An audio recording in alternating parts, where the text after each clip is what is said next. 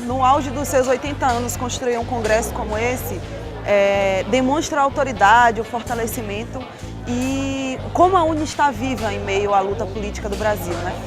Eu acho que a UNE se configura como o movimento social mais antigo em funcionamento no Brasil. São 80 anos de luta em defesa do Brasil, da educação, em especial da democracia. Nós achamos que é necessário barrar esse projeto de retrocesso que tem acontecido no Brasil. Nesse momento, chegou a hora. O Brasil está em crise e é fundamental que a solução dessa crise esteja nas mãos do povo através das eleições diretas. Um Brasil rico e diverso mostrou o seu rosto jovem entre os dias 14 e 18 de junho, em Belo Horizonte. Milhares de universitários de todos os estados brasileiros debateram os rumos do país e da educação no Congresso da União Nacional dos Estudantes, que escolheu a pedagoga Mariana Dias para presidir a entidade nos próximos 2 anos.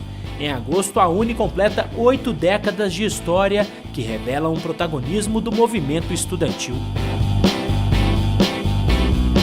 A UNE é uma entidade muito comprometida com a luta do povo brasileiro e sempre se posicionou ao longo desses 80 anos, defendendo a educação pública, dando perspectiva para os estudantes, mas falando também sobre a política, sobre a economia, sobre a sociedade e tudo que engloba a universidade. Porque na nossa perspectiva a universidade ela não é uma ilha, ela precisa ser enxergada como algo que faz parte da sociedade, que é um espelho da sociedade, e para que a gente possa transformar a sociedade, o melhor caminho é a educação.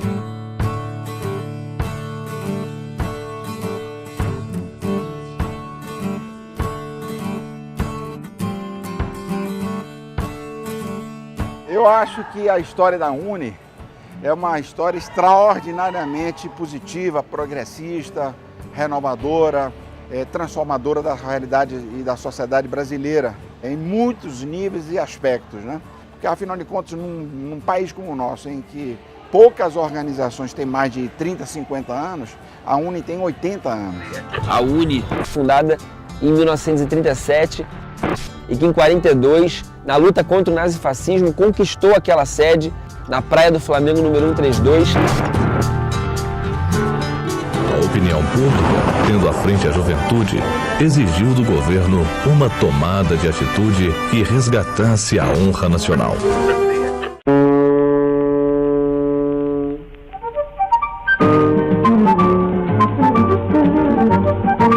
Sede essa que foi palco de grandes movimentos políticos e cívicos, como o Petróleo é Nosso, no início da década de 50.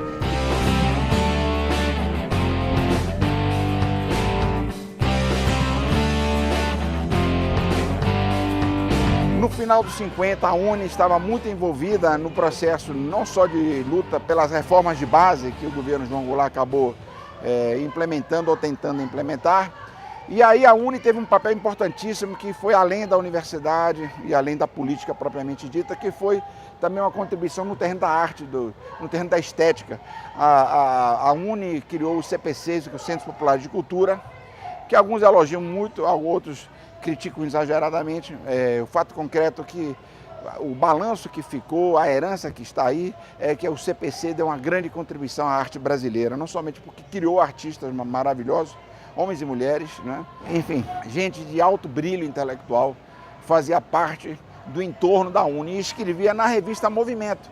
Então, a revista Movimento era um marco da cultura brasileira, do pensamento progressista brasileiro, né?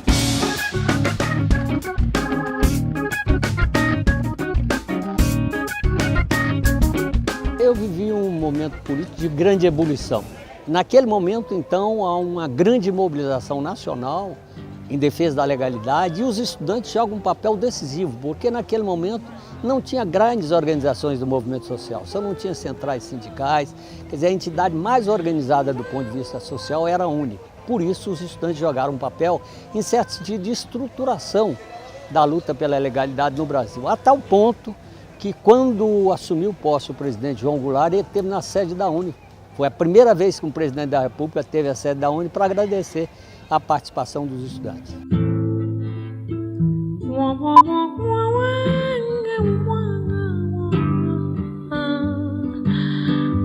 A gente precisa ficar sabendo de uma vez por todas que eles sempre vão apelar para a violência.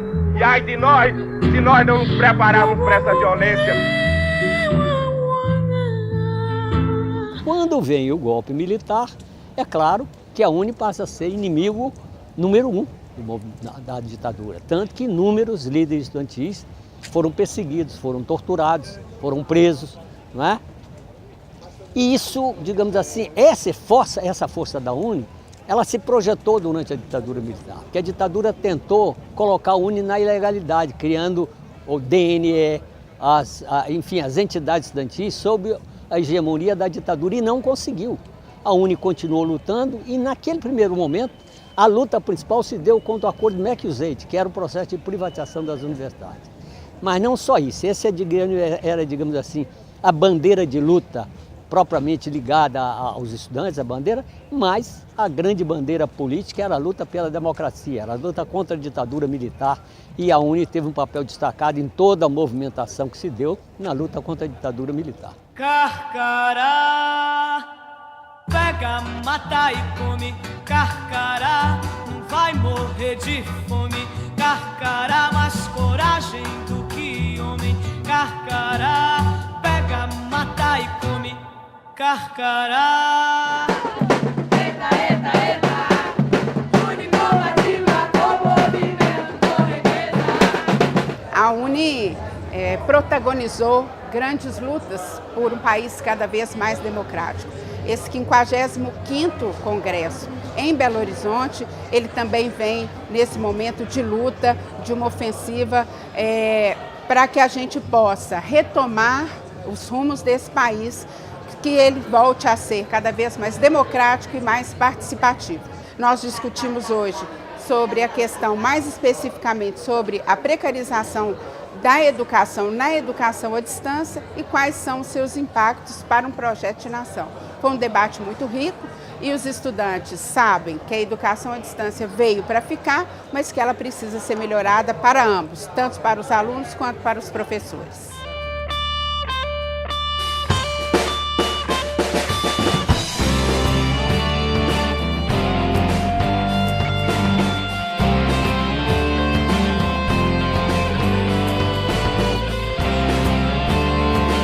Sou estudante bacharelado interdisciplinar em Humanidades na Universidade Federal do Sul da Bahia, em Porto Seguro.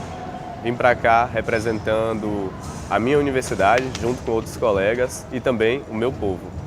A nossa ideia é fazer com que esse espaço, que já é de luta há tantos anos, também agregue os valores da luta indígena e dos outros povos tradicionais. Afinal, o movimento estudantil e todos os estudantes também têm que estar a par de tudo que acontece nas comunidades. E acreditamos que só através da luta que a gente pode conquistar um futuro que realmente a gente deseja e garantir os nossos direitos.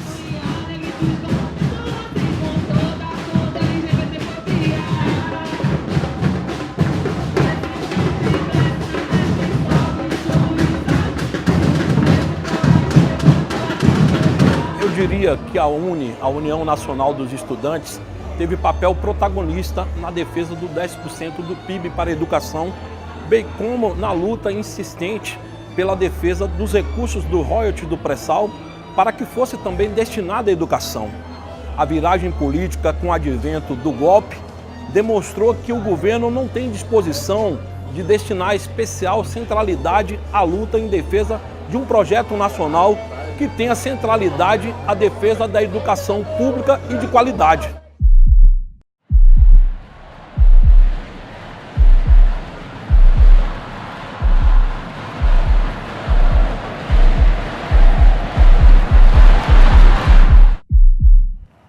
Minha gestão ela é marcada pela luta contra o golpe.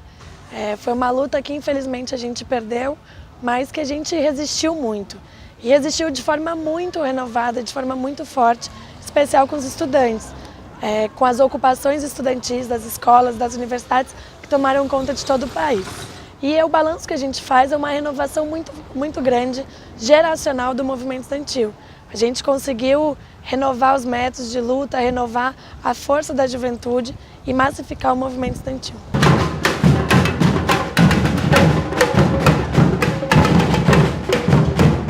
Sou da Guiné-Bissau, estou aqui cursando bacharelado interdisciplinar em Humanidade na Universidade da Integração Internacional da Lusofonia Afro-Brasileira no Ceará.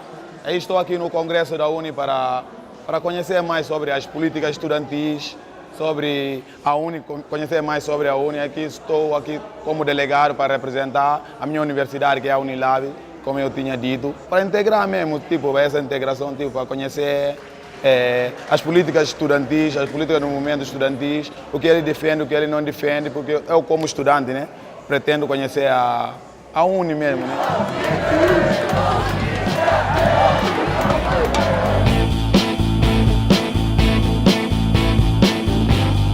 Pela primeira vez, a UNI vai ter 3 presidentas seguidas. Eu acho que isso demonstra a capacidade que as mulheres têm de incidir na política hoje.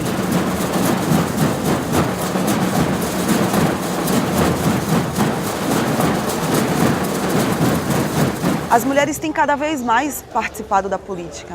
Uma das coisas mais marcantes é que no processo de mobilização do Congresso, em que a gente passa nas salas de aula e convida os estudantes para participarem, a maioria esmagadora de interessadas a participarem do Congresso eram mulheres.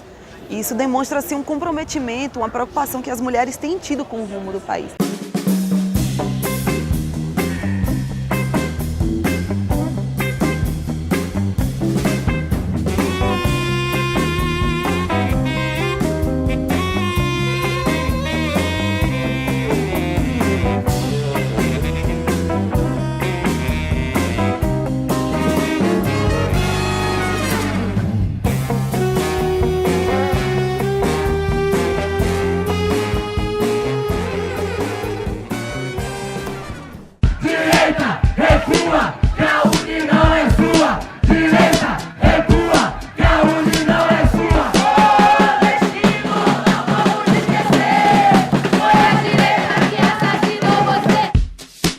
Cenário de incertezas e retrocessos sociais, o movimento estudantil reunido em Belo Horizonte durante o Congresso da UNI apontou os desafios da educação e do país nos próximos anos.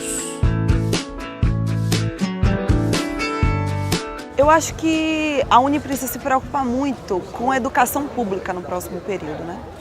Os ataques que têm acontecido, o desmonte do Estado brasileiro, a aceleração desse projeto que tira o direito dos trabalhadores certamente chegará na educação.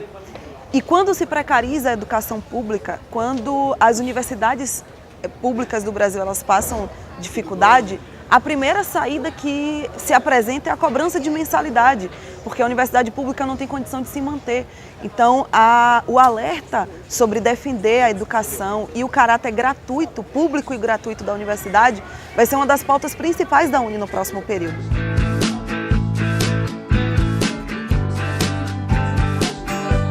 Eu estudo administração no estado do Rio de Janeiro e estou aqui porque acredito que a juventude e os universitários, estudantes em geral, tem que se unir, tem que debater, tem que estar aqui para transformar a sociedade, principalmente no momento crítico que o Brasil vive, um estado de recessão e que recentemente tivemos a nossa democracia golpeada e viemos sofrendo vários golpes, atacando direitos trabalhistas e sociais. E a gente tem que estar na rua, tem que estar mobilizado, tem que trazer mais estudantes para debater, para discutir e para estar mobilizados contra essas reformas, contra o governo Temer, pedindo direta já, porque tudo que acontece no mundo, tudo que acontece na política e as reformas que estão para acontecer no nosso país interfere diretamente nós que somos estudantes e trabalhadores.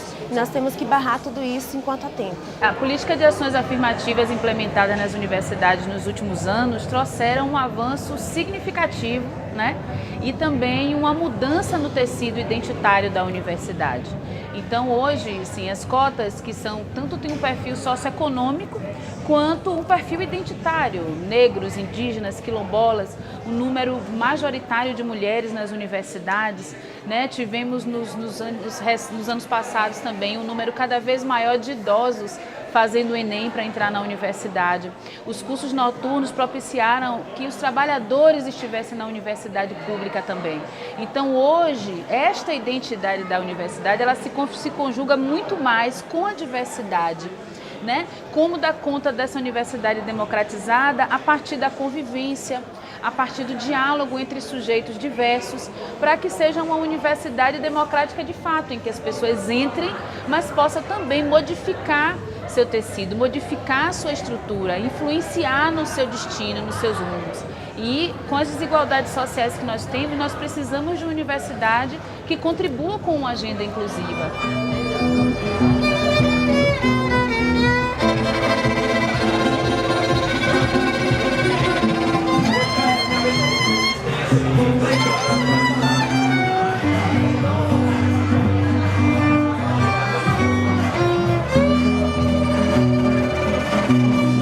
No terreno da educação, a universidade ela está vivendo um processo muito bonito de conquista, de democratização do acesso à universidade, do acesso dos setores mais populares da juventude, destacadamente da negritude, que historicamente estava, em termos de grande escala, excluída da universidade. Então, eu acho que isso é importante. Agora, há uma coisa que é mais importante que isso, na minha forma de entender, que arrasta essas bandeiras, que é o projeto de uma universidade que se engaje na elaboração de projetos de desenvolvimento plural para o Brasil, enquanto nação autônoma que precisa ser.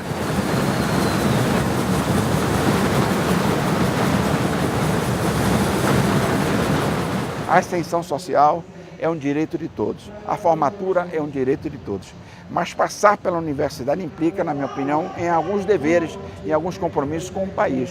Isso vale para todos, para os de origem popular, para os de classe média, para quem vem de uma origem mais rica, mais aburguesada, não importa.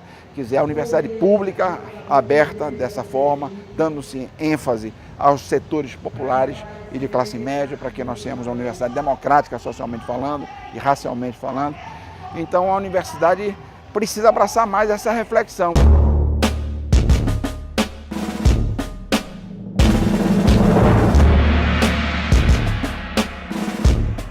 Na minha opinião, essa mudança radical e avassaladora na agenda, ela aponta para a abertura de mercado em áreas que são estratégicas.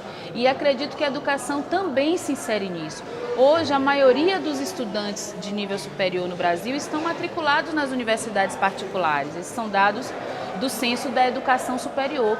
E a educação está no centro do debate, né? Porque é através da educação, tanto a tentativa de abertura de mercado, quanto uma tentativa do rebaixamento do debate político do papel da educação, em que se propõe que nossas crianças, nossos jovens, não estejam na escola debatendo as questões sociais que os afligem, né, que dizem respeito ao seu contexto social.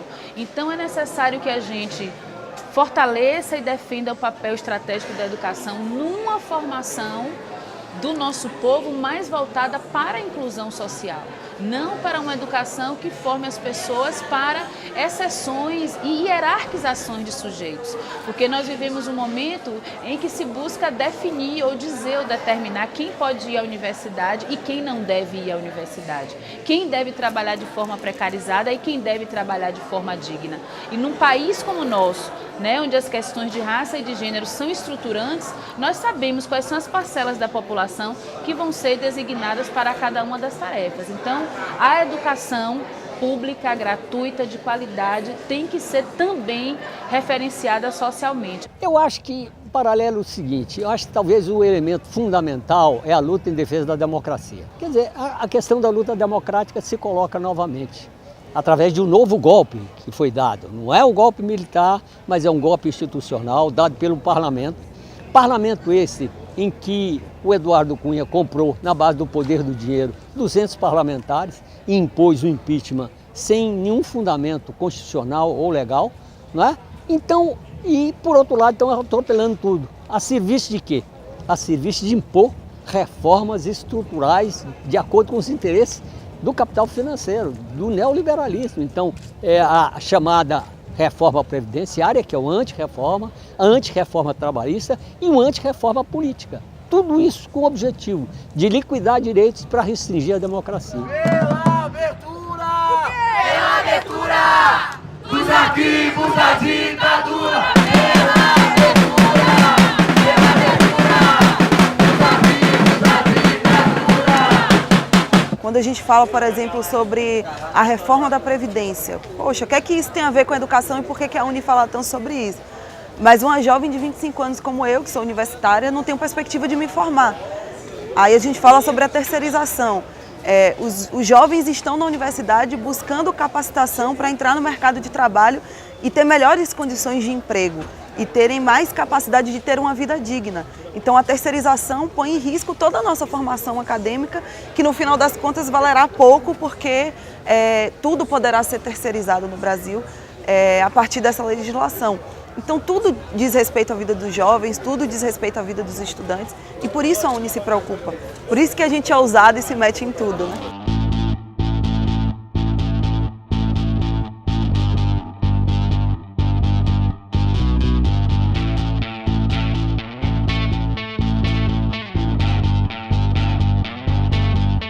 Eu estudo Economia na Universidade de São Paulo. Eu estou aqui porque eu acredito no fortalecimento do movimento estudantil a nível nacional e na luta pela direta já. Eu estudo História na PUC de BH e eu estou aqui no Congresso hoje na luta contra as retiradas dos nossos direitos e contra o atual governo, fora Temer.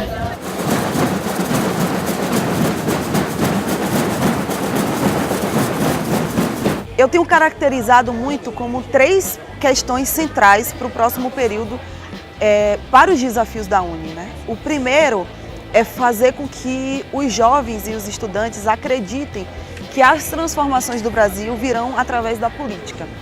Porque toda essa ridicularização da política é muito preocupante.